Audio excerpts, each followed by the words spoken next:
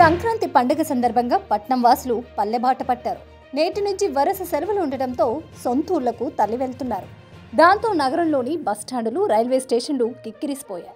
ప్రధాన బస్ స్టాప్లైన ఎల్బీ నగర్, మియాపూర్, సికింద్రాబాద్, ఎంజీబీఎస్, జేబీఎస్లకు జనం పోటెత్తారు. మరోవైపు పెరిగిన టికెట్ల ధరలతో పాటు సీట్లు దొరక్క ప్రయాణికులు తీవ్ర ఇబ్బందులు పడుతున్నారు.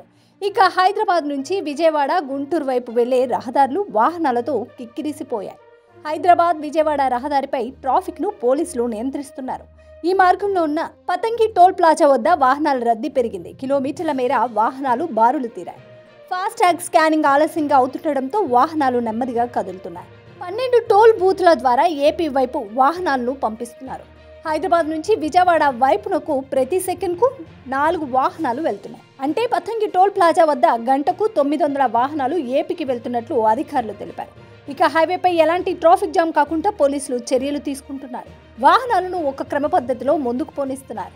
ఏదైనా ప్రమాదం జరిగితే వెంటనే ట్రాఫిక్ను క్లియర్ చేసే విధంగా ఎక్కడికక్కడ భారీ క్రేన్లను అందుబాటులో ఉంచారు.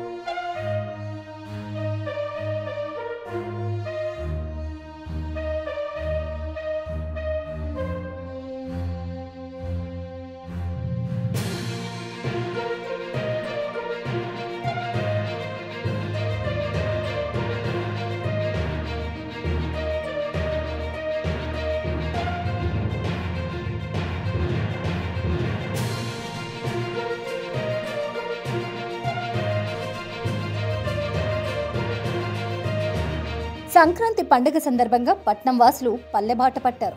నేటి నుంచి వరుస సెలవులు ఉండటంతో సొంతూళ్లకు తరలి వెళ్తున్నారు. దాంతో నగరంలోని బస్టాండులు, రైల్వే స్టేషన్లు కిక్కిరిసిపోయాయి. ప్రధాన బస్ స్టాప్లైన ఎల్బీ నగర్, మియాపూర్, సికింద్రాబాద్, ఎంజీబీఎస్, జేబీఎస్లకు జనం పోటెత్తారు.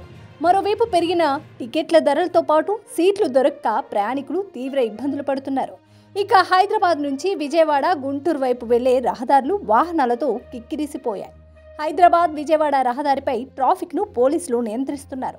ఈ మార్గంలో ఉన్న పతంగి టోల్ ప్లాజా వద్ద వాహనాల రద్దీ పెరిగింది. కిలోమీటర్ల మేర వాహనాలు బారులు తీరాయి. ఫాస్టాగ్ స్కానింగ్ ఆలస్యంగా అవుతుండటంతో వాహనాలు నెమ్మదిగా కదులుతున్నాయి. 12 టోల్ బూత్ల ద్వారా ఏపీ వైపు వాహనాలను పంపిస్తున్నారు. హైదరాబాద్ నుంచి విజయవాడ వైపునకు ప్రతి సెకండ్కు 4 వాహనాలు వెళ్తున్నాయి. అంటే పతంగి టోల్ ప్లాజా వద్ద గంటకు 900 వాహనాలు ఏపీకి వెళ్తున్నట్లు అధికారులు తెలిపారు. ఇక హైవేపై ఎలాంటి ట్రాఫిక్ జామ్ కాకుండా పోలీసులు చర్యలు తీసుకుంటున్నారు. వాహనాలను ఒక క్రమ పద్ధతిలో ముందుకు పోనిస్తున్నారు. ఏదైనా ప్రమాదం జరిగితే వెంటనే ట్రాఫిక్ను క్లియర్ చేసే విధంగా ఎక్కడికక్కడ భారీ క్రేన్లను అందుబాటులో ఉంచారు.